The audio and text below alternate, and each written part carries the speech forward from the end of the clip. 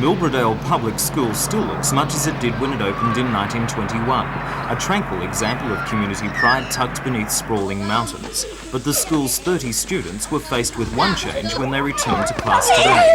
A 4-bedroom house sitting in the corner of the school yard. School principal David Smith will move in soon with his wife and daughter, ending an uncomfortable year in cramped rented farmhouse. Lack of accommodation in the area has spurred 13 teachers in the last 15 years to seek transfers out of Milbradale. Since 1968, the school's P&C has been asking the Education Department to provide a house for a teacher. The association was worried that the rapid turnover of teachers was upsetting the education of students. Despite repeated letters to the Education Department, state and local politicians and even the Premier, the answer was always no. P&C President Errol Smith says that after an NBN News report on the situation last December, the Education Department finally said yes. Principal David Smith was going to transfer out of Milbradale until he received news of the house. Yes, I don't like moving around a lot. I like this area. As you notice, it's a very attractive little area. I'm quite happy to be here. So you're happy with what the Education Department's done for you? I'm very happy. Mr Cavalier has seen the need for things like this to happen in the smaller areas of the state, which I will admit have been overlooked over the years. But as from now, I do believe that there's quite a lot of this teacher accommodation to be supplied for outlying areas. It was also a special day for one little girl who went back to school today. Sydney bone marrow girl Alicia Capel went back to school for the first time since her life-saving transplant 5 months ago. Doctors had given 6-year-old Alicia only a 35% chance of survival after the operation. She can now lead a normal life.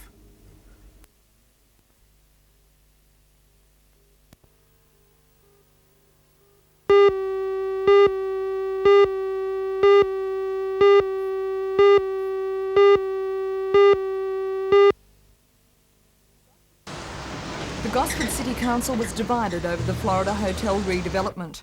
When it came to the vote in November last year, it was a 5-all draw, with the Mayor, Robert Bell, deciding to follow council policy on high-rises and use his deciding vote to support the project.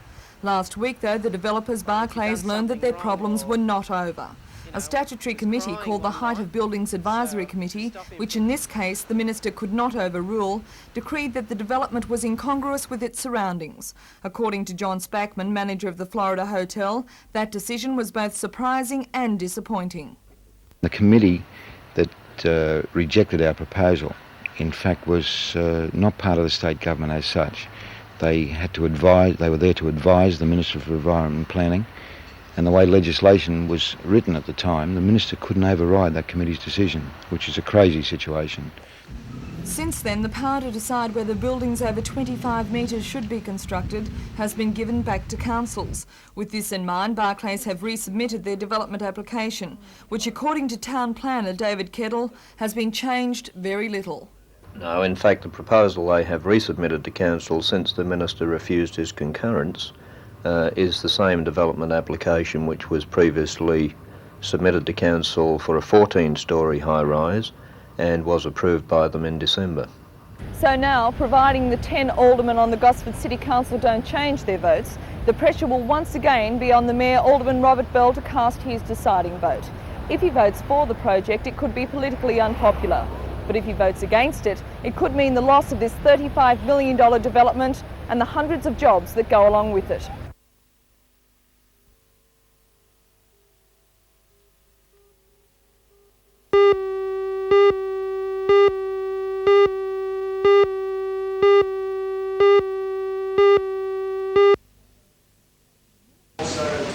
The administration has taken over from the original developer Strait, which resigned last year. According to the designer Chris Dance from Tract Consultants and Kevin Snell, the architect, the Queen's Wharf project hasn't differed much from the original concept. About 20 metres of land has to be reclaimed to allow the construction of the wharf, which will become a focal point of the harbour. The project will include a 400-metre undercover walkway from Market Street, a 30-metre observation tower, a retail area, a restaurant, an outdoor cafe and a 12-unit botel. Queen Street Wharf is part of Newcastle's $8.5 million bicentennial project to beautify the harbour foreshore. Officials say it should all be completed by December 1987, and according to architect Kevin Snell, it marks Newcastle's coming of age. It marks Newcastle's maturity in being able to bring together a national competition, an international competition for the entire foreshore design, and Queen's Wharf is the focus of pedestrian activity, and it's the launching point out of the central business district onto the foreshore, so it's a place where you shrug off work and take on leisure. So Queen's Wharf is a very important thing for Newcastle in my opinion, because it shows that a pretty dowdy foreshore area can be made into something internationally first class.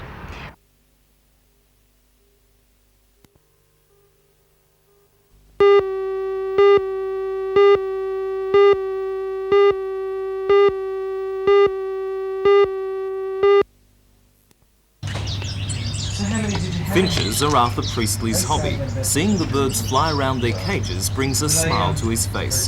However, Arthur had little to smile about today, as he showed his friend and fellow finch breeder Jim Williams his empty aviary. Jim has also been the victim of the bird snatchers, losing $2,000 worth of finches last August. Such losses are a constant risk for bird breeders. Arthur has been robbed twice before, once 6 years ago and again in 1984. Last night came the biggest blow. While Arthur was sleeping, someone cut through the electrified wires surrounding the cages, snipped through the netting, and took 115 breeding pairs of finches.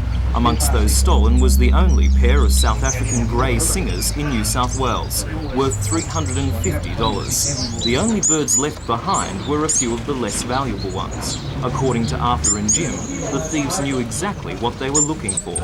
They take all the good birds. If there's any young birds, they seem to leave a couple of them there, but everything else goes. Anything that's good, it's gone. Young ones up there dying now, but they've got no parents to feed them. No, that's the big trouble. All the young birds that's in there, they're all going to die. There's a lot of time and effort's gone into these birds, isn't there? Well, you take the amount of time it takes to make aviaries, let alone anything else. You've got to feed them every morning. I seed them up every flaming Saturday, and we chase ants every Saturday, white ants for them. I soak seed, give them apple and cake every morning. And, Will you get more birds? Don't know at this stage of the game. Very disheartened about them.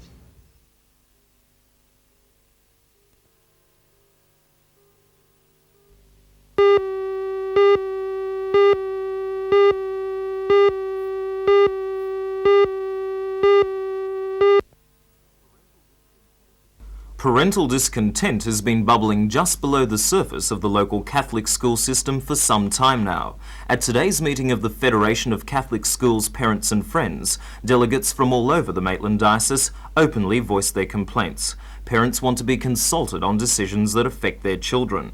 The Director of Catholic Education in the diocese is Monsignor Francis Coulihan. According to Federation President John Lloyd, Monsignor Coulihan's authoritarian approach has caused problems.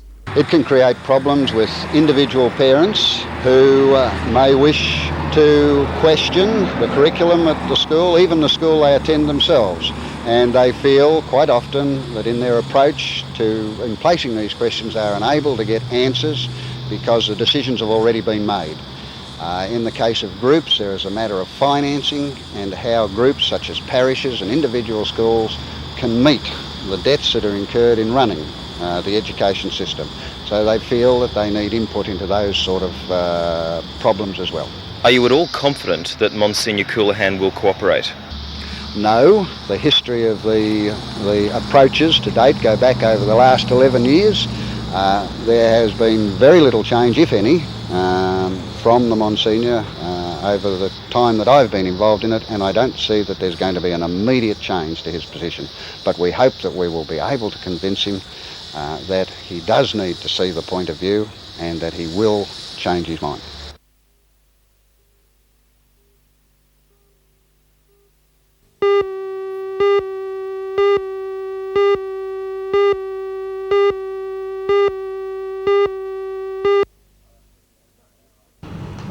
Today, Mr Brisby was handing over responsibility for the manufacture of rod and bar products at Newcastle, Geelong, Kwinana in Western Australia and the new Brisbane mill under construction, the position which now encompasses management of the Newcastle works.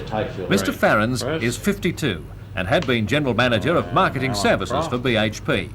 Prior to that, he was responsible for marketing in various centres, including Southeast Asia. But Bill Farrens remembers Newcastle. Well, he they've did a certainly 6 months changed a lot. cadetship here in 1957 after I was a cadet graduating here from in Melbourne University. 1957, and I spent 6 months in a weatherboard cottage in Ingle Street, Mayfield. And if I'd had a bike, I would have ridden it to the steelworks in those days, but I don't think I could afford one, so I used to catch the bus. And I enjoyed my 6 months very much here, but they were different times, and certainly my circumstances were very different at that time. The outgoing General Manager, John Brisby, will be taking leave and travelling overseas, but he won't be officially retiring until May. Even then, he'll still be taking a vital interest in Newcastle affairs. The retirement age in our company now is 62. And I'd prefer to plan my retirement rather than reach that brick wall, and when somebody might say, hey you, it's time to retire. Of course, you're not severing your contacts with the company or with Newcastle for that matter. Certainly not. I'll be living in Newcastle, and I have an interest in, hopefully for a while longer, at Kooragang Coal Loader, and as chairman of the Port Advisory Board I'll be close to the happenings at the steelworks, and I won't grow away from the steel plant ever, I don't think. The steelworks went through a very difficult time in the early 80s. How did you feel back then? Well, certainly when it occurred it was terrible. We had a very difficult future to face with a downturn in the Australian economy, threats from imports, local competition. Everything was going against us, and it was pretty obvious that really we had to solve our own problem. We couldn't look to governments to do it, and we put a very difficult plan into effect and carried it through. And luckily I had the support of a lot of good people, community, unions, and it worked out well. The very pleasing feature about it is that in such a short time we've reversed that trend, that problem, and gone into development phase, spending a lot of money in developing the plant, which I didn't think, quite frankly, would happen so quickly.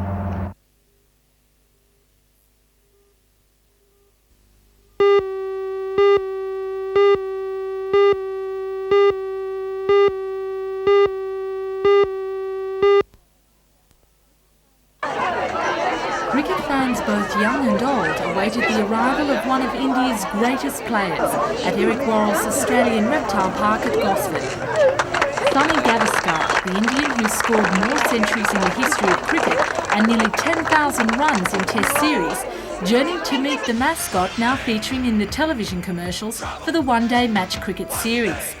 Escorted by Eric Worrell, it was a polite but somewhat shy reception from the Indian, who chose to keep the brick fence between himself and the Cobra, who now shares the name Sunny. After the official introduction, it was time for members of the Central Coast junior representative cricket teams to learn some finer points in batting from one of the best. Sunny says there's a closer bond between himself and the striking Cobra than meets the eye. You know, I think the Cobra has been revered in India. We do have a particular day which is specially meant where you on that day you worship the snake. That happens to be sometime in January. I'm not too sure of the exact date. And what you do in the villages where there are lots of snakes is you take out a pail of milk and you leave it outside your door, outside the village home. And that is an offering to the snake god as such, and therefore, I mean, there's no particular snake as such, but a snake, not necessarily a cobra. It could be any other species. So I don't know. I think it is. I consider it as an honor to have a cobra named after me. Well, the question on everybody's lips: how do you rate India's chances in the final of the one-day Test series? Well, I should think they're. In the one-day game, I think the safest answer is India's chances are as good as Australia's.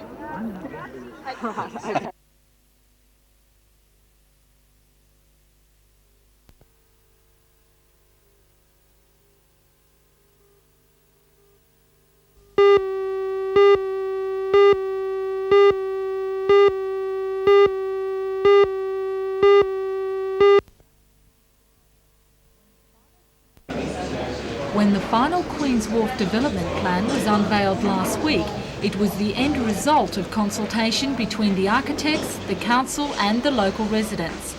The Hill, Newcastle East, Cooks Hill and Merewether residents groups had expressed some objections to the original plan. They were concerned that the design did not conform closely enough with the original design by Track Consultants, which won the international competition. With the design now finalised, a meeting began at Nobby Surf Pavilion late yesterday afternoon to explain the details to residents. Like most residents, Doug Lithgow from the Northern Parks and Playgrounds Association approves of the design, but he still has a few reservations. This proposal is very close to the original winning design as awarded the competition in 1981. Well, I still think the basic problem underlying this is the need to remove the disused Darks Iceworks line and relocate Wharf Road. It's got to be realigned back onto a better alignment, and that gets rid of a number of ugly buildings and fences and all that junk along the waterfront. It means that this development can be then truly, fully part of the winning design.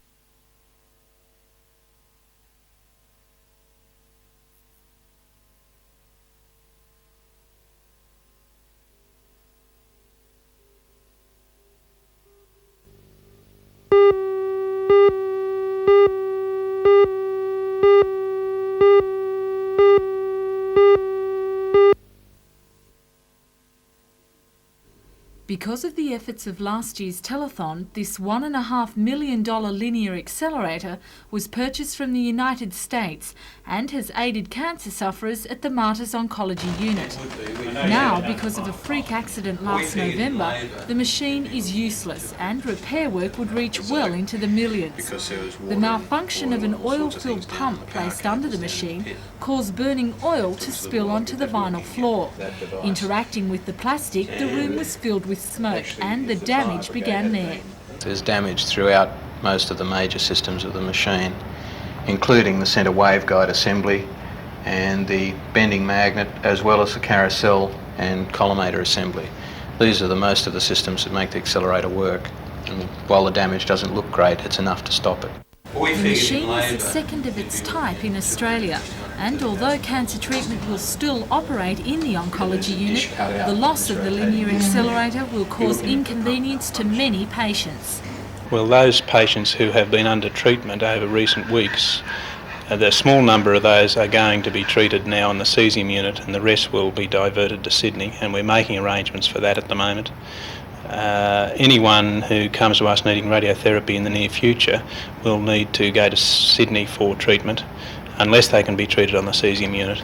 And the other thing that we're doing that we're hoping will shorten the term of the problem is that we're putting pressure on the firm and on the insurance company to get us a replacement linear accelerator as soon as possible.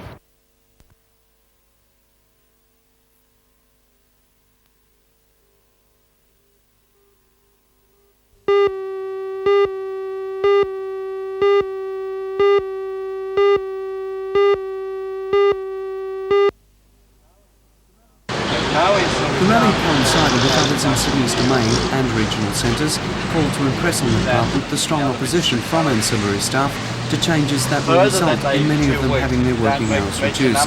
Only about 30 of the estimated 850 ancillary staff employed in the Hunters schools attended, although the Assistant Regional Director of Education, John Sutton, said many schools reported strong support for the strike, although it had had no impact on pupil attendance. The regional organiser of the Public Service Association, Lock West, told the meeting ancillary workers had the right to demand the same rights as all PSA members, and that they must be offered acceptable redeployment if the formula designed by the Department of Education forced cuts in their working hours. He said if current negotiations failed, there would be a general stop work meeting of all public servants on March the 4th.